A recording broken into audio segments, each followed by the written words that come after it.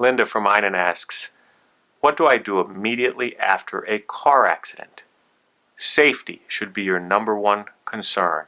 Stay calm, assess injuries, and call an ambulance if necessary. If you are able, put your hazard lights on the vehicle and alert traffic by using safety cones or flares.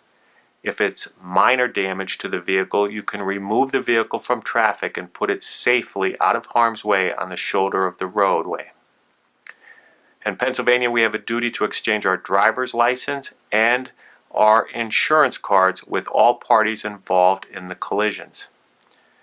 You should obtain witness contact information if you are able, as many witnesses do not stick around until the police arrive or fully investigate an accident. Most importantly, if you are injured, get checked out by a doctor who you can trust.